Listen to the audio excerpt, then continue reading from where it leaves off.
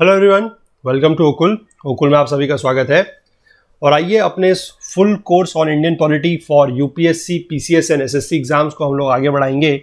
आज है लेक्चर 2, ठीक है। दूसरा लेक्चर है हिस्टोरिकल बैकग्राउंड को हम लोग कंटिन्यू करेंगे इन पार्ट 2 में, ठीक है। जो पिछला पार्ट था उसके बारे में थोड़ा सा आप लोगों को एक रिविजन के मैं बता दूं। उसमें हमने सबसे पहले जो था थोड़ा सा इंट्रोडक्शन देखा था, उसके बाद हमने उसमें 2 इंपॉर्टेंट एक्ट्स पढ़े थे, ठीक है। That was the regulating act of 1773। उसके बाद हमने एक उसमें एक्ट और देखा था जो था आपका एक्ट ऑफ सेटलमेंट 1781 का, और फिर था तीसरा act that is Pitt's India act of 1784, ठीक है। इसके बाद हम थोड़ा बहुत इसमें आगे को और बढ़ना स्टार्ट करेंगे, ठीक है। अब जो हमारा अगला एक्ट आएगा उसके बारे में हम लोग यहाँ पर बात करेंगे। तो उससे पहले मैं थोड़ा सा आप लोगों से एक चीज़ और बोल देता हूँ कि जो चैनल है उसको प्लीज़ ज़रूर सब्सक्राइब कर ले जिन लोगों ने अभी तक नहीं किया हुआ है, और बेल आइकन प्रेस कर ले सो दैट की नोटिफिकेशंस मिस ना हो। और जो लोग चैनल को फॉलो कर रहे हैं, हमारे कोर्स हमारे कंटेंट्स को फॉलो कर रहे हैं, उनसे भी मैं रिक्वेस्ट करूँगा कि प्लीज़ चीज़ों को ज़्यादा से ज़्यादा शेयर करें, लाइक करें, और कमेंट जो लोग हैं वो भी मैं कहूँगा कि जितने लोग वीडियो देख रहे हैं प्लीज़ कमेंट ज़रूर करें, ठीक है। कमेंट करें ताकि अपना जो फीडबैक है वो हमें दें, ताकि आपको कोर्स किस तरीके से पसंद आ रहा है, नहीं आ रहा है, वो हमें बताएं, ताकि उसके बेस पे ही फिर हमें अगर कोई रिक्वायरमेंट और होगी सुधार करने की, कोई इंप्रूवमेंट करने की होगी तो वो हम ज़रूर कर सकते हैं, ठीक है। और एक चीज़ के बारे में मैं आप लोगों को यहाँ पर और बताना चाहूँगा कि कुछ लोगों की हमें रिक्वेस्ट आई है कि क्वेश्चंस भी अगर हो सके तो वीडियो के बाद या किसी तरीके से क्वेश्चंस भी थोड़ा सा यहाँ पर इंक्लूड किया जाए। तो उसके लिए हम लोगों ने एक चीज़ सोची है कि जब आपका पूरा का पूरा कोई टॉपिक जो है वो कंप्लीट हो जाएगा, जैसे हिस्टोरिकल बैकग्राउंड का ये जो टॉपिक चल रहा है, ये 4-5-6 क्लासों के बाद, 6 लेक्चर्स के बाद जब भी ये कंप्लीट होता है तो इसके बाद आप लोगों को एक क्विज जो है वो प्रोवाइड किया जाएगा, ठीक है। 5 क्वेश्चन का, 10 क्वेश्चन का जो भी होगा वो क्विज आप लोगों को प्रोवाइड किया जाएगा। उसका लिंक आपको डिस्क्रिप्शन बॉक्स में दिया होगा। वो क्विज हमारे वेबसाइट पर अवेलेबल होगा, वहां पर जाके आप उस क्विज को अटेम्प्ट कर सकते हैं, ठीक है। ये बात आई होप आप लोग सबको क्लियर हो गई होगी। तो क्योंकि ये रिक्वेस्ट हमारे पास लोगों की आई थी कि क्विजेस वगैरह की भी कुछ व्यवस्था की जाए, तो मैं ये कह सकता हूं कि हर क्लास के बाद, यानी कि हर क्लास के बाद तो क्विजेस कराना जो है वो पॉसिबल नहीं है, क्योंकि हिस्टोरिकल बैकग्राउंड का जैसे टॉपिक चल रहा है तो अब 1 या 2 एक्ट हम लोग जो है वो हर क्लास में कवर करेंगे, तो उसके बेसिस पे कोई क्वेश्चन बनाने का कोई मतलब ऐसा सच रह नहीं जाता है, ठीक है। और 2 क्वेश्चन 1 क्वेश्चन देने का कोई मतलब नहीं है। आपको बढ़िया एमसीक्यू फॉर्म में क्वेश्चन दिए जाएंगे। कुछ आपको क्वेश्चन जो है वो आंसर राइटिंग के लिए भी दिए जाएंगे, क्योंकि कुछ लोग ऐसा हो सकता है जो हमारे यूपीएससी के एस्पिरेंट्स हैं, उन लोगों के लिए आंसर राइटिंग के भी आपको पर्टिकुलर क्वेश्चंस दिए जाएंगे on each and every topic, लेकिन वो पूरा का पूरा टॉपिक जो है कवर हो जाने के बाद, ठीक है। तो आई होप आप लोगों को ये चीज जो है पसंद आएगी। इसके बारे में भी नीचे कमेंट सेक्शन में आप लोग जरूर बता सकते हैं, ठीक है। तो चलिए आज का पार्ट स्टार्ट करेंगे, चलते हैं अपने चैप्टर की तरफ। तो देखिए, आज हमें स्टार्ट करना है जो अगला एक्ट है, चार्टर एक्ट ऑफ 1883, यानी कि 1833 का चार्टर अधिनियम। इसके लिए सबसे पहले जो इंपॉर्टेंट लाइन लिखी गई है यहां पर देखिए, ये समझिए, ये जो एक्ट है, this is the final step towards centralisation in British India. Centralisation के प्रति अगर मैं बात करें या केंद्रीयकरण की तरह अगर हम बात करें तो ये फाइनल स्टेप था। तो पहला स्टेप कौन सा है? पहला स्टेप आपको पता है, हमने बात की है जो सेंट्रलाइजेशन के प्रति जो पहला स्टेप है, that was your regulating act of 1773, ठीक है। क्योंकि हमने ये पढ़ा है कि 1773 के एक्ट में क्या है कि उसने सेंट्रलाइजेशन के लिए क्या किया था, it led the foundations of centralisation, ये हमने वहां पर पढ़ा है, ठीक है। तो ध्यान रखेंगे वो पहला स्टेप था, और जो फाइनल स्टेप है वो है 1833 का चार्टर एक्ट, ठीक है। फीचर्स देखिए, अब यहां पर देखिए जो गवर्नर जनरल ऑफ बंगाल थे, ये कहां से बने थे? ये गवर्नर जनरल ऑफ बंगाल जो थे ये भी रेगुलेटिंग एक्ट ऑफ 1773 से ही बने थे, ठीक है। अब इनको बना दिया जाता है गवर्नर जनरल ऑफ बंगाल। देखिए फिर से इनकी पावर को थोड़ा सा बढ़ाया जा रहा है कि पहले जो सिर्फ बंगाल तक सीमित थे, अब उनको पूरा का पूरा इंडिया में सौंप दिया गया है, पूरे के पूरे इंडिया का कारभार जो है उनको वो सौंप दिया गया है, ठीक है। और इनको क्या क्या चीजें दी जाती हैं ये भी ध्यान रखेंगे आप। इनको all civil and military powers, all civil and military powers जो है वो इनको दे दी जाती है, ठीक है। और कहां की दे दी जाएगी? पूरे के पूरे इंडिया की, ठीक। सेंट्रलाइजेशन से मतलब क्या है कि एक गवर्नमेंट ऑफ इंडिया की स्टैब्लिशमेंट किया गया है, एक तरीके से आप कह सकते हैं, ठीक है। और जो अथॉरिटी है पूरे के पूरे इंटायर टेरिटरी ऑफ इंडिया की जो अथॉरिटी है वो इनके पास आ जाएगी। किसके पास? गवर्नर जनरल ऑफ बंगाल के पास, ठीक है। सिविल और मिलिट्री पावर्स इनके पास है, ठीक है। और अभी आप आगे देखेंगे कि लेजिस्लेटिव पावर जो है वो भी इनके पास आती है, पहले आप ये को नाम जानना जरूरी है कि पहले जो गवर्नर जनरल ऑफ बंगाल बने थे 1773 के एक्ट से, वो कौन थे, वो आपको पीछे पता है, हमने बात की थी उनके बारे में, लॉर्ड वॉरेन हेस्टिंग्स। ठीक है, अब जो पहले गवर्नर जनरल ऑफ इंडिया बनते हैं उनका नाम भी आप लोग यहां पर नोट करेंगे, इनका नाम है लॉर्ड विलियम बेंटिंग। ठीक है, लॉर्ड विलियम बेंटिंग जो है वो पहले गवर्नर जनरल ऑफ इंडिया है। और पहले गवर्नर जनरल ऑफ बंगाल कौन थे, ये मैं आप लोगों के लिए फिर से चाहे तो यहां पर लिख देता हूं, ये थे लॉर्ड वॉरेन हेस्टिंग्स। ठीक है, वैसे पीछे हमने कवर किया हुआ है, लेकिन फिर भी चलिए यहां पर एक बार नाम आया तो बता दिया आपको कि पहले गवर्नर जनरल ऑफ बंगाल जो थे वो वॉरेन हेस्टिंग्स थे। ठीक है, बट ये फर्स्ट है, ठीक है, ध्यान रखिएगा, इट वॉज द फर्स्ट। और जो पहले गवर्नर जनरल ऑफ इंडिया बने हैं वो बन गए हैं अब लॉर्ड विलियम बेंटिंग। ठीक है, ये 1773 के एक्ट से बने हैं, और अभी जो ये बने हैं ये कौन से एक्ट से बने हैं, ये बने हैं 1833 के चार्टर एक्ट से। ठीक, चलिए आगे बढ़ेंगे। देखिए, तो एक चीज तो ये करी कि सेंट्रलाइजेशन हुआ इससे, और दूसरी चीज इसमें क्या की गई है कि deprived the governor of Bombay and Madras of their legislative powers. ठीक है, जो बॉम्बे और मद्रास के जो गवर्नर्स थे उनकी जो लेजिस्लेटिव पावर्स थी, यानी कि जो उनकी विधायिका की शक्ति थी, ठीक है, उससे उनको क्या कर दिया गया है, डिप्राइव कर दिया गया है, या उनकी कह सकते हैं कि लेजिस्लेटिव पावर जो है वो बिल्कुल एक तरीके से खत्म कर दी है। तो अब लेजिस्लेटिव पावर जब इनकी खत्म कर दी गई है तो लेजिस्लेटिव पावर्स कहाँ जाएंगी, तो जो लेजिस्लेटिव पावर्स हैं वो आ जाएंगी अब इनके पास। जो गवर्नर जनरल ऑफ इंडिया बनाए गए हैं इनके पास है पूरे के पूरे देश की लेजिस्लेटिव पावर। ठीक है, लेजिस्लेटिव पावर्स मैं लिख रहा हूं यहां पर इन चीजों को डिटेल में, ताकि आप लोग भी साथ के साथ इसी तरीके से नोट्स में इन चीजों को इंक्लूड करते जाए। इनके पास लेजिस्लेटिव पावर्स आ चुकी हैं, किसकी या कहां की, अगर मैं कहूं तो एंटायर इंडिया की। ठीक है, या फिर आप इसको कह सकते हैं एंटायर ब्रिटिश इंडिया की। एंटायर ब्रिटिश इंडिया की जो पावर है वो इनके पास आ चुकी है। किनके पास, नाम नोट डाउन कर सकते हैं, गवर्नर जनरल ऑफ इंडिया के पास, या फिर आप कह सकते हैं लॉर्ड विलियम बेंटिंग के पास। और जो मद्रास और बॉम्बे के गवर्नर हैं उनकी जो लेजिस्लेटिव पावर्स हैं वो एक तरीके से पूरी की पूरी खत्म कर दी गई है। ठीक है, चलिए यहां पर एक इंपॉर्टेंट आप नोट कह सकते हैं इसको, आप नोट के फॉर्म में इसको यहां पर नोट डाउन कर लीजिए। एक नोट ये है कि इस एक्ट से पहले, ठीक है, इस एक्ट से पहले जितने भी लॉज बनते हैं, मैं इसको इस तरीके से बनाता हूं, देखिए थोड़ा सा आप लोगों के लिए आसानी रहेगी। 1833 ये है, इससे पीछे को ये है। ठीक है, तो इससे पीछे मतलब जो भी इससे पहले के एक्ट आए हैं, चाहे वो 1784 हो, चाहे वो 1773 हो, यहां पर जितने भी लॉज बने हैं, ठीक है, इससे पहले के, उनको बोला जाता है रेगुलेशंस। ठीक है, उनको बोला जाता है रेगुलेशंस। ठीक, रेगुलेशंस को अगर आप हिंदी में जानना चाहें तो रेगुलेशंस को हिंदी में बोला जाता है नियामक कानून। ठीक है, नियामक कानून। ठीक, और इसके जो एक्ट है, इसके तहत जो लॉज बने हैं, 1833 के तहत जो लॉज बने हैं, इनको बोला जाता है एक्ट। ठीक है, और एक्ट को हिंदी में क्या बोलते हैं पता होगा आप में से कुछ लोगों को, लेकिन फिर भी लिखना मेरी जिम्मेदारी है, अधिनियम। ठीक है, तो ये भी इंपॉर्टेंट पॉइंट है, नोट डाउन कर सकते हैं कि 1833 से पहले के जो लॉज बने हैं, 1833 के एक्ट के पहले के जो एक्ट्स हैं उनसे जो लॉज बने हैं उनको बोला जाता है रेगुलेशंस या फिर नियामक कानून, और 1833 से जो लॉज बने हैं उनको बोला जाता है एक्ट या फिर अधिनियम। ठीक है, आई होप ये आप समझ गए हैं। चलिए आगे बढ़ेंगे, अभी कुछ और फीचर्स इसके हैं। देखिए अगला फीचर जो है वो ये है कि ईस्ट इंडिया कंपनी को एज अ कमर्शियल बॉडी जो है वो एंड कर दिया गया है। ठीक है, यानी कि ईस्ट इंडिया कंपनी जो है वो अब एक कॉमर्शियल बॉडी नहीं रही। अब वो कैसी बॉडी बन चुकी है, अब वो बन चुकी है pure administrative body. Pure administrative मतलब पूर्ण रूप से अब वो बन चुकी है एक प्रशासनिक बॉडी, अब उसका व्यापारिक कोई काम भी नहीं है। ठीक है, प्योर एडमिनिस्ट्रेटिव बॉडी ये बन चुकी है। तो अब जो बात है कि जो कंपनी की टेरिटरी थी उसका क्या होगा, जो कंपनी की टेरिटरी थी वो बेसिकली अब हो जाती है, आप कह सकते हैं कि इन ट्रस्ट ऑफ हिज और हर मैजेस्टी। ठीक है, मैजेस्टी एंड हिज हायर्स।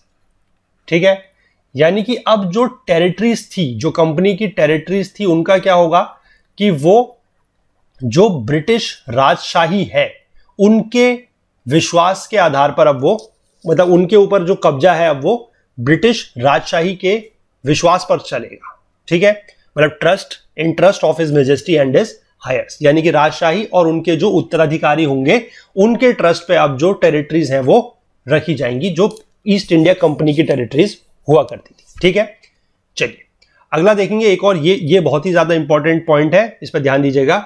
क्या लिखा गया है कि attempted to introduce a system of open competition for selection of civil servants. ठीक है, जो सिविल सर्वेंट्स का एग्जाम आप लोग देने की तैयारी कर रहे हैं उसी की बात यहां पर की गई है, लेकिन बहुत इंपॉर्टेंट है कि इसमें क्या लिखा गया है कि introduce a system of open competition, मतलब जो ये सिविल सर्वेंट का एग्जाम है इसके लिए ओपन कंपटीशन रखा जाएगा। ठीक है, ओपन कंपटीशन रखा जाएगा, लेकिन ये सिर्फ उसका एक अटेम्प्ट था। ठीक है, ये अटेम्प्ट था। ठीक, और इसमें एक चीज और बोली गई है कि इंडियंस जो इंडियंस हैं, इसमें मैं लिख रहा हूं यहां पर चीजों को, आप इसको नोट डाउन कर सकते हैं। Indians should not be debarred, ठीक है, Indians should not be debarred from holding any office. ठीक है, यानी कि हिंदुस्तानियों को या भारतीयों को जो है गवर्नमेंट में किसी भी ऑफिस को होल्ड करने से, यानी कि किसी भी पद पर रहने से जो है वो मना नहीं किया जा सकता है। ठीक है, ये भी इस एक्ट के तहत बोला गया था। और दूसरी बात यह है कि सिविल सर्वेंट्स के लिए, उनके सिलेक्शन के लिए ओपन कंपटीशन होना चाहिए, इस सिस्टम को इंट्रोड्यूस करने की बात की गई थी। ठीक है, लेकिन ये जो प्रोविजन था, ठीक है, ये जो प्रोविजन था इसको बेसिकली अभी हमने पीछे पढ़ा था, एक बॉडी थी हमारी कोर्ट ऑफ डायरेक्टर्स। ठीक है, हमने पिछले एक्ट में इस चीज को पढ़ा था कि जो कोर्ट ऑफ डायरेक्टर्स थे उनके पास क्या था, उनके पास कंपनी का कॉमर्शियल अफेयर्स था। ठीक है, तो कोर्ट ऑफ डायरेक्टर जो है वो इस प्रोविजन को क्या करते हैं, निगेट करते हैं। निगेट करने का मतलब होता है इसको एक तरीके से इसका विरोध करते हैं। ठीक है, इसका मतलब होता है विरोध करना। निगेट करते हैं मतलब विरोध करते हैं, और विरोध करने की वजह से क्या होता है, ये पूरा का पूरा सिस्टम जो है वो सिर्फ एक अटेम्प्ट बन के रह जाता है। इसीलिए यहां पर लिखा गया है कि इट अटेम्प्टेड। तो ध्यान रखेगा कि इस एक्ट के तहत जो सिलेक्शन ऑफ सिविल सर्वेंट्स का लिए जो ओपन कंपटीशन होने की बात की गई थी कि ऐसा सिस्टम होना चाहिए कि सिविल सर्वेंट्स के सिलेक्शन के लिए ओपन कंपटीशन होना चाहिए, और इंडियंस को किसी भी पद पर, ऑफिशियल गवर्नमेंट के किसी भी पद पर रहने से इंडियंस को डिबार नहीं किया जा सकता है। ठीक है, ये जो बात की गई थी इसका कोर्ट ऑफ डायरेक्टर्स जो थे उन्होंने विरोध किया, और उसके बाद ये मात्र एक अटेम्प्ट बनकर रह गया, ये सिस्टम जो था वो लागू नहीं हो पाया। ठीक है, तो this is all about your charter act of 1833। ठीक है, चलिए अगला एक्ट देखेंगे, चार्टर एक्ट ऑफ 1853। ये बेसिकली आपका कह सकते हैं कि कंपनी रूल का आखिरी एक्ट है। ठीक है, इसके बाद 1858 से क्या होगा कि क्राउन रूल शुरू हो जाएगा। ठीक है, चलिए चार्टर एक्ट ऑफ 1833 में देखते हैं सबसे पहले फीचर्स क्या है। Separated for the first time the legislative and executive functions of the governor generals council. तो जो गवर्नर जनरल की जो परिषद थी उसके जो लेजिस्लेटिव फंक्शंस थे, लेजिस्लेटिव मतलब विधायिका, आपको पता है विधायिका होता है ये। ठीक है, इसके जो विधायिका के कार्य थे वो, और एग्जीक्यूटिव, एग्जीक्यूटिव का मतलब होता है कार्यकारी। ठीक है, जो कार्यकारी कार्य थे इनको भी क्या कर दिया गया, बिल्कुल अलग कर दिया गया। ठीक है, और बेसिकली एक चीज ऐड और की गई है इसी काउंसिल में, जो ये गवर्नर जनरल की काउंसिल है, इसमें 6 नए मेंबर, 6 न्यू मेंबर जो है उनको ऐड किया गया है। ठीक है, 6 न्यू मेंबर्स ऐड किए गए हैं, कहां पर, इस काउंसिल में, गवर्नर जनरल की काउंसिल में। ठीक है, और इनको बोला गया है लेजिस्लेटिव काउंसिलर्स। ठीक है, इनको बोला गया है लेजिस्लेटिव काउंसिलर्स। ठीक, एक चीज तो यह है। दूसरी चीज यह है कि एक गवर्नर जनरल की एक सेपरेट लेजिस्लेटिव काउंसिल बनाई जाती है। ठीक है, इसको भी आप इंपॉर्टेंट है, नोट डाउन कीजिएगा कि एक separate governor generals legislative council. ठीक है, यानी कि विधायिका परिषद बनाई जाती है, विधायी परिषद बनाई जाती है एक गवर्नर जनरल की सेपरेट, क्योंकि आपने ऊपर देखा कि जो इनके लेजिस्लेटिव और एग्जीक्यूटिव फंक्शंस है वो अलग कर दिए गए हैं। ठीक है, तो एक गवर्नर जनरल की लेजिस्लेटिव काउंसिल जो है वो अलग बनाई जाती है, और इसको बोला जाता है, क्या बोला जाता है इसको, देखिए, इंडियन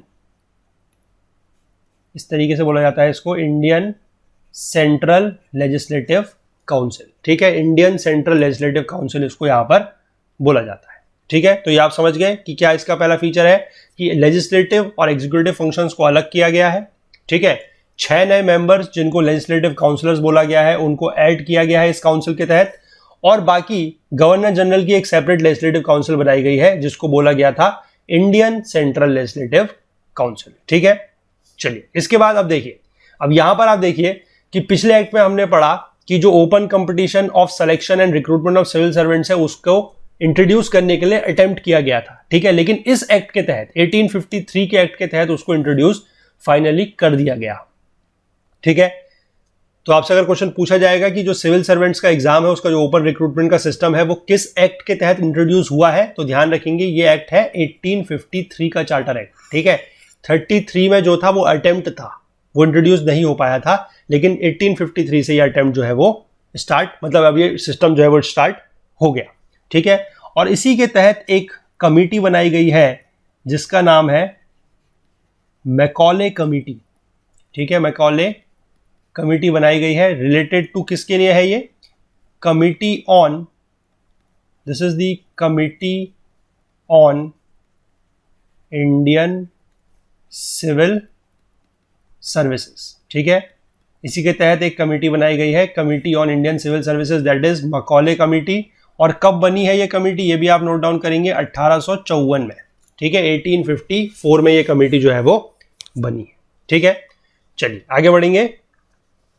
देखिए अभी इसमें और चीजें भी है थोड़ा सा, इसमें अब क्या किया गया है कि कंपनी के रूल को एक्सटेंड किया गया है। अभी आप देखिए चीजों को आप समझते चलिएगा कि कंपनी, हमने पीछे पढ़ा कि कंपनी का क्या करा है, जो कॉमर्शियल रोल है वो खत्म कर दिया है, लेकिन अभी एक तरीके से आप कहेंगे कि कंपनी जो है वो अस्तित्व में है, अभी कंपनी खत्म नहीं हुई है। तो कंपनी रूल को बढ़ाया जाता है and allowed it to retain the possessions of Indian territories on trust of the British crown. यानी कि क्या है कि कंपनी के रूल को बढ़ाया जा रहा है और उनको यह बोला गया है कि जो इंडियन टेरिटरीज है उनके पोजेशन को वो रिटेन कर सकते हैं, वो अपने पास रख सकते हैं। किसके, लेकिन किस बिना पर करेंगे, किस बेसिस पर करेंगे, for the trust for the British crown, यानी कि जो ब्रिटिश क्राउन है, जो ब्रिटिश राजशाही है, उसके विश्वास के ऊपर। ठीक है, उसका विश्वास अगर होता है तो वो जो इंडियन टेरिटरीज है उसका पोजीशन वो लोग जारी रख सकते हैं, रिटेन कर सकते हैं। ठीक है, लेकिन यहां पर एक इंपॉर्टेंट पॉइंट ये है कि जो ये एक्सटेंशन किया गया, ठीक है, ये जो एक्सटेंशन किया गया है, इसको आप ऐसे लिखें कि जो एक्सटेंशन किया गया है इसका पीरियड जो है दैट इज नॉट स्पेसिफाइड या नॉट मेंशन्ड। ठीक है, पीछे ऐसे नहीं होता था कि पहले क्या होता था कि जब भी ये कंपनी रूल को बढ़ाया जाता था थोड़े थोड़े समय के लिए, तो एक टाइम पीरियड बताया जाता था कि इतने समय तक ये जो कंपनी रूल है ये बढ़ाया जा रहा है। ठीक है, लेकिन यहां पर क्या किया गया है कि कंपनी रूल को बढ़ाया तो गया है, लेकिन ये स्पेसिफाई नहीं किया गया है कि कितने टाइम तक कंपनी का रूल बढ़ाया जा रहा है। तो यहां से एक बड़ा साफ संकेत मिलता है, वो क्या है, वो ये है कि इसका मतलब ये होता है कि कंपनीज रूल, ठीक है, कैन बी, इसका मतलब ये बहुत साफ निकलता है यहां से कि companies rule can be terminated any time, यानी कि कंपनी का जो रूल है उसको किसी भी समय खत्म किया जा सकता है, can be terminated any time. ठीक है, ये आप समझ गए। चलिए आगे देखते हैं। अब हमने पीछे पढ़ा था कि इंडियन सेंट्रल लेजिस्लेटिव काउंसिल जो है वो एक बनी है। ये क्या थी, ये जो गवर्नर जनरल है उनकी सेपरेट लेजिस्लेटिव काउंसिल है या विधायी परिषद है। ठीक है, इसमें क्या किया गया कि जो 6 मेंबर्स ऐड हुए हैं आउट ऑफ, अभी हमने पीछे पढ़ा था कि 6 मेंबर्स ऐड हुए हैं, ठीक है, आउट ऑफ 6 न्यू मेंबर्स, जो 6 नए मेंबर ऐड हुए हैं उनमें से देखिए 4 मेंबर कहां से आएंगे, 4 मेंबर्स जो है, 4 मेंबर्स अपॉइंट हुए हैं कहां से, 4 मेंबर्स अपॉइंट हुए हैं इनमें लोकल गवर्नमेंट से अपॉइंट हुए हैं, और कहां की, रुकिए एक मिनट, थोड़ा सा ऐसे लिखेंगे, अपॉइंटेड फ्रॉम लोकल गवर्नमेंट। मैं इस तरीके से ऐसे बिल्कुल वर्ड टू वर्ड आप लोगों के सामने लिख के इसको पढ़ा रहा हूं ताकि आप लोग भी इसी तरीके से इसके नोट्स बनाएंगे। ठीक है, ये बिल्कुल आप लोगों के लिए नोट्स बना रहा हूं मैं एक तरीके से, आप इसके नोट्स इसी तरीके से बनाइए साथ साथ। ठीक है, जो 4 नए सदस्य हैं, 6 न्यू मेंबर्स हैं, उनमें से 4 मेंबर्स जो है वो अपॉइंट किए गए हैं फ्रॉम दी लोकल गवर्नमेंट, और वो कहां की लोकल गवर्नमेंट है ये आपको ध्यान रखना है।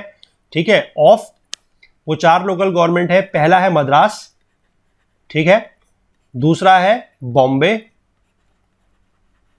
तीसरा है बंगाल और चौथा है आगरा, ठीक है, चौथा है आगरा। तो अब आप देखिए कि ये जो अभी भी 3 नाम है, मद्रास, बॉम्बे और बंगाल, ये साथ साथ चल रहे हैं, इसमें एक आगरा आके और यहां पर ऐड हो रहा है, ठीक है। तो यहां पर हमारा कंप्लीट हो रहा है जो कंपनी रूल है वो, ठीक है, 1853 चार्टर एक्ट के साथ हमारा कंपनी रूल जो है वो कंप्लीट होता है, ठीक है। चलिए अब हम बढ़ेंगे इसमें थोड़ा सा आगे, थोड़ा सा आज इसको थोड़ा सा और आगे लेके चलते हैं, ठीक है। चलिए अब हम आ जाते हैं हमारे क्राउन रूल के ऊपर। 1858 आता है, क्राउन रूल के ऊपर हम बात करते हैं, ठीक है। देखिए 1858 से लेकर ये क्राउन रूल चलेगा, मैंने आपको बताया था, जब तक भारत आजाद होता है 1947 तक, ठीक। 1857 में एक क्रांति हुई है, आपको पता है, उसके बारे में अभी हम बात करते हैं थोड़े समय पे। पहले आपको पता है कि 1858 से अगर ये गवर्नमेंट ऑफ इंडिया एक्ट जो है वो आएगा, ठीक है, तो ये किसके बाद आया है, इसको आप लिख सकते हैं in the wake of revolt of 1857, क्योंकि जो 1857 का जो रिवोल्ट हुआ है उसके बाद ये गवर्नमेंट ऑफ इंडिया एक्ट 1858 आया है। इंपॉर्टेंट पॉइंट यहां पर जो एक है वो ये है कि इस एक्ट को बोला गया है एक्ट फॉर दी, इसको ऐसे इस स्टेटमेंट को याद रखिएगा, ठीक है, ये एग्जाम में आपसे पूछी जा सकती है। Act for the good government of India, act for the good government of India, ठीक है। अगर मैं इसको हिंदी में लिखूं तो ये है भारत के शासन को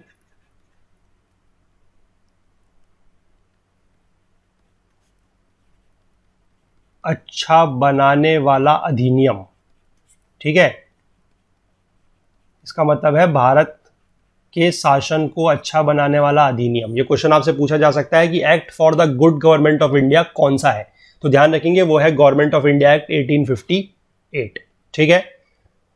कुछ काम इन्होंने यहां पर इसके बाद और किए हैं। सबसे पहला काम जो किया है वो ये है, एबॉलिश की जा चुकी है ईस्ट इंडिया कंपनी, ठीक है, तभी तो ये यहां पर क्राउन रूल स्टार्ट हुआ है। एबॉलिश्ड EIC, ये एबॉलिश की जा चुकी है।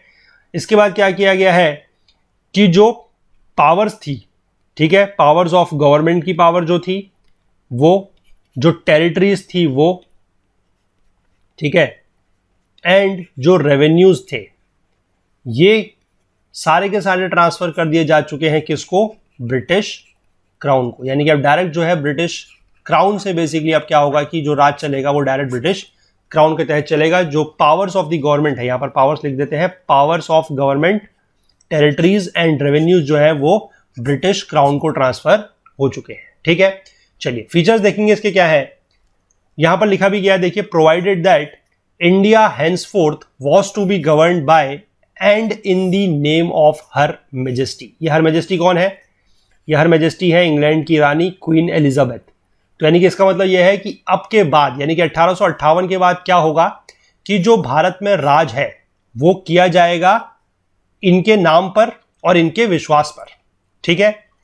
और इसी के तहत क्या किया गया है, अब जो देखिए यहां पर एक और इंपॉर्टेंट चेंज आया है कि जो गवर्नर जनरल ऑफ इंडिया थे, गवर्नर जनरल ऑफ इंडिया जो थे, इनका पद चेंज करके बना दिया जाता है इनको वाइसरॉय, ठीक है। इनका पद चेंज करके इनका पद का नाम बदल के कर दिया गया है वाइसरॉय ऑफ इंडिया। और ये वाइसरॉय ऑफ इंडिया जो है ये बेसिकली जो ब्रिटिश क्राउन है, या कह सकते हैं कि जो रानी है, इनके डायरेक्ट रिप्रेजेंटेटिव है इंडिया में, ठीक है।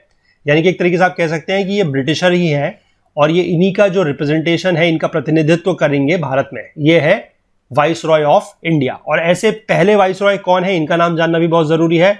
इनका नाम है लॉर्ड कैनिंग, लॉर्ड कैनिंग, ठीक है।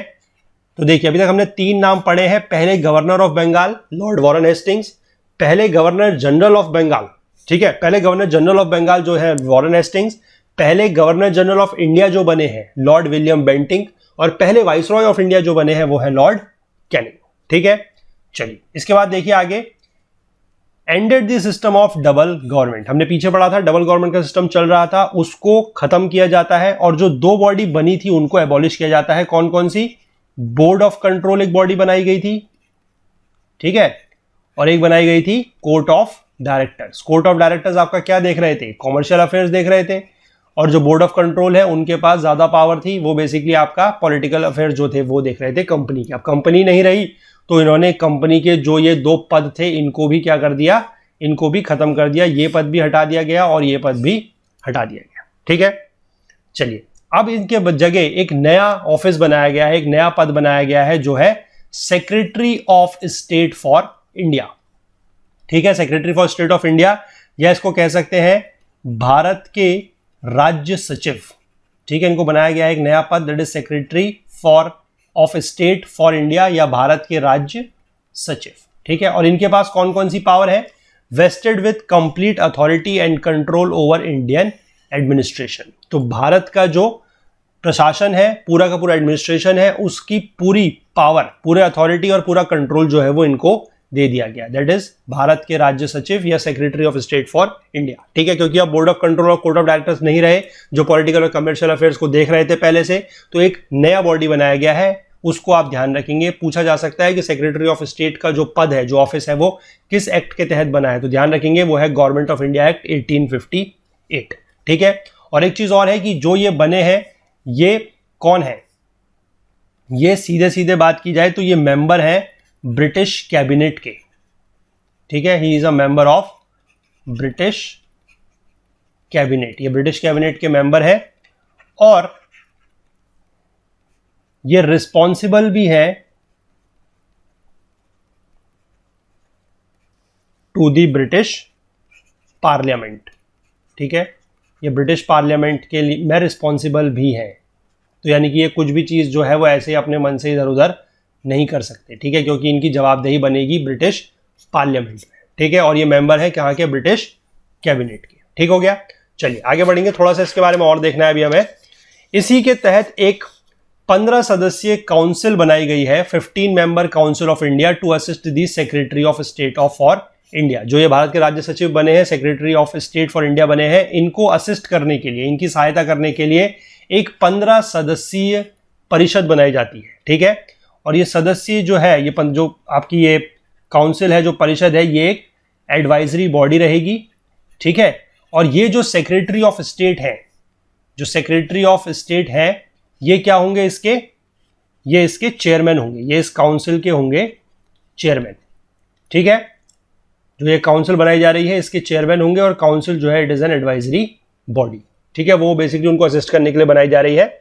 इसके बाद constituted the secretary of state in council as a body corporate, यानी कि जो ये काउंसिल बनी है, ठीक है, इसको बना दिया जाता है बॉडी कॉर्पोरेट। बॉडी कॉर्पोरेट का मतलब होता है, मैं बताता हूं, इसका जो हिंदी में बोलते हैं, इसका हिंदी में थोड़ा सा टिपिकल सा नाम है, लेकिन हिंदी वाले छात्रों को पता हो भी सकता है, आई होप कि पता होगा। इसको बोलते हैं निगमित निकाय, ठीक है, निगमित निकाय है ये।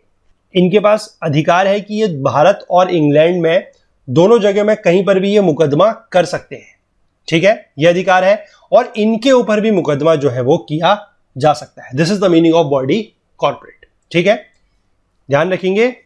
इसके बारे में मैं यहां पर थोड़ा सा लिख देता हूं, कैपेबल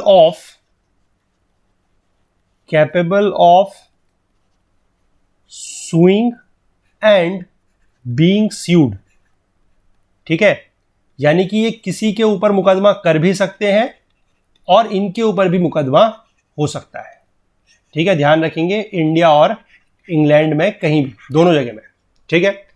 इसके बाद थोड़ा सा हम देखते हैं इस एक्ट की लिमिटेशंस क्या है। लिमिटेशंस ये है, पहली लिमिटेशंस कि largely confined to the improvement of administrative machinery. जो एडमिनिस्ट्रेटिव मशीनरी है या जो प्रशासनिक मशीनरी है उसको, उसमें सुधार करने के लिए, ठीक है, उसमें सुधार करने के लिए ही ये पूरा का पूरा एक्ट जो है वो उसमें लगा रहा, ठीक है, पहला ये है। और सुधार करने की जरूरत क्यों थी? सुधार करने की जरूरत इसलिए थी ताकि क्या हो कि बाय विच इंडियन गवर्नमेंट जो है उसको कंट्रोल किया जा सके, कहां से? इंडियन गवर्नमेंट जो है उसको सुपरवाइज किया जा सके और सुपरवाइज एंड कंट्रोल किया जा सके, कहां से? कहां से कंट्रोल करेंगे? सीधी सी बात है, इंग्लैंड से। ठीक है, कि इसको वहां से सीधे कंट्रोल किया जा सके। तो इसके लिए बेसिकली जो एडमिनिस्ट्रेटिव मशीनरी है इसको सुधार करने के लिए सारा का सारा ध्यान जो था वो इस तरफ इसमें लगा रहा। ठीक है, और दूसरी बात ये थी कि did not alter in any substantial way the system of government prevailing in India, यानी कि जो इंडिया में गवर्नमेंट का जो सिस्टम चल रहा था उसमें कोई बड़ा परिवर्तन करने की तरफ इसमें ध्यान नहीं दिया गया और कोई बड़ा परिवर्तन जो है वो नहीं किया गया। ठीक है, समझ गए आप इस चीज को? तो यहां पर जो है हमारा लिमिटेशन, ये जो एक्ट है that is your government of India act 1858 वो कंप्लीट होता है। ठीक है, अब अगला जो है हम इसके आगे को देखेंगे, लेकिन थोड़ा सा हम यहां पर समझ जाते हैं कि क्या है। कि देखिए, जब 1857 की क्रांति हुई है आफ्टर 1857 रिवोल्ट, अब क्या है कि ब्रिटिशर्स को यह चीज समझ में आ गई है कि भारत में इस तरीके से राज करना पॉसिबल नहीं है, कि भारत के ऊपर हुकूमत चलाना एक तरीके से पॉसिबल नहीं है। तो अब यहां पर क्या करना पड़ेगा कि इंडियंस को इन्वॉल्व करना पड़ेगा। इंडियंस को क्या करना पड़ेगा? इन्वॉल्व करना पड़ेगा इन दी एडमिनिस्ट्रेशन। इनको एडमिनिस्ट्रेशन में इन्वॉल्व करना पड़ेगा। इनके ऊपर ऐसे सिर्फ राज चलाने से काम नहीं बनेगा। ठीक है, तो इसी पॉलिसी के तहत अब क्या किया जाएगा? 3 एक्ट बनेंगे। 3 एक्ट्स वर इनेक्टेड। ठीक है, 3 एक्ट या 3 अधिनियम बनेंगे, और वो कौन कौन से हैं? That is ICA of 1861, 1892 and 1909। ये ICA का मतलब है इंडियन काउंसिल्स एक्ट या भारतीय परिषद अधिनियम। ठीक है, इंडियन काउंसिल्स एक्ट या भारतीय परिषद अधिनियम। तो ये 3 जो कानून है वो बनेंगे और ये ब्रिटिश पार्लियामेंट में पारित किए जाएंगे, और फिर इसके तहत जो है वो आगे का कार्य चलेगा। ठीक है, तो इसको आज हम यहीं पर रखेंगे। अगले बार जब हम स्टार्ट करेंगे तो अब हम सीधे इसमें स्टार्ट करेंगे इंडियन काउंसिल एक्ट ऑफ 1861 से। ठीक है, तो चीजों को धीमे धीमे आप साथ के साथ जो है पीछे का भी रिवाइज करते रहिएगा। अदरवाइज क्या है कि आप एक तो कहानी भूल जाएंगे कि क्या चल रही थी। ठीक है, और दूसरा आपको थोड़ा बहुत ये भी याद होना चाहिए किस एक्ट में क्या प्रावधान थे, ताकि आगे आने वाले चीजों में जब हम समझेंगे तो हमें पता रहना चाहिए कि पीछे ऐसा था और अब जो चीजें हैं वो इस तरीके से बदल रही। ठीक है, तो ये था आज का पार्ट जिसमें हमने 2 एक्ट देखे कंपनी रूल के। ठीक है, charter act of 1833, charter act of 1853, और उसके बाद हमने एक एक्ट देखा कंपनी क्राउन रूल का, that is your government of India act 1858। ठीक है, क्या क्या प्रोविजंस थे, क्या इस तरीके से कहानी चल रही है। पिछले बार से मैं कहूंगा अगर आपको पिछला पार्ट समझ में आया था तो ये पार्ट भी उतना ही आसान था, ज्यादा इसमें कोई टफ नहीं था समझने में। थोड़ा बहुत चीजें ये है कि अब आपको चीजें भारी लगना शुरू इसलिए होंगी क्योंकि अब आपका जो दायरा है वो बढ़ेगा। पिछली बार हमने सिर्फ 2 एक्ट पढ़े, अब आपको बेसिकली 5 एक्ट हो गए हैं याद करने के लिए। ठीक है, तो इसीलिए मैं फिर से यही चीज आपको रिक्वेस्ट करूंगा कि साथ के साथ जो है चीजों को रिवाइज भी करते चले। आगे को पढ़ रहे हैं तो पीछे का जो है वो छोड़ना नहीं है, उसको साथ के साथ रिवाइज करते चलना है। ठीक है, तो चलिए लाइक कीजिए वीडियो को, अगर पसंद आया है तो ज्यादा से ज्यादा लोगों के साथ शेयर कीजिए, लोगों तक ये बात पहुंचाइए कि ये कोर्स जो है, जो हाई डिमांड पे कोर्स था, ये स्टार्ट हो चुका है और इसके जो वीडियोस हैं वो रेगुलरली आने स्टार्ट हो गए हैं। तो इसके बारे में आप इंफॉर्मेशन जो है वो आगे बढ़ाइए। ठीक है, हमसे ज्यादा जुड़ने के लिए हमारा Facebook page, Twitter page, Telegram channel का यूज कर सकते हैं। बाकी मैं कहूंगा कि जितने भी लोग वीडियोस देख रहे हैं प्लीज कमेंट जरूर कीजिए। ठीक है, आपको वीडियो पसंद आ रहा है, नहीं आ रहा है, आप लाइक करें। अगर पसंद आ रहा है, नहीं आ रहा है तो डिसलाइक कर सकते हैं, कोई दिक्कत नहीं है, लेकिन कमेंट जरूर करें, हमें जरूर बताएं कि आपको चीजें पसंद आ रही हैं या नहीं आ रही है। ठीक है, अगर क्योंकि कोई रिक्वायरमेंट होगी, अगर कोई इंप्रूवमेंट की, तो वो फिर हम जरूर करेंगे। और जहां तक मैं आपको फिर से एक बार बता दूं, क्विज की जो बात की गई है, क्विज आप लोगों को मिलेंगे, लेकिन वो एक टॉपिक जब कंप्लीट हो जाएगा उसके बाद। ठीक है, एक टॉपिक कंप्लीट होने के बाद जो टॉपिक का लास्ट वीडियो होगा उसमें आपको बता दिया जाएगा, उसमें आपको क्विज का लिंक दे दिया जाएगा। वो क्विज हमारे वेबसाइट पर होगा, वहां पर जाके आप उसको अटेम्प्ट कर सकते हैं। ठीक है, तो चलिए मिलते हैं अगले पार्ट पे, तब तक के लिए अपना बहुत बहुत ध्यान रखिएगा। Thank you, have a nice day, bye bye.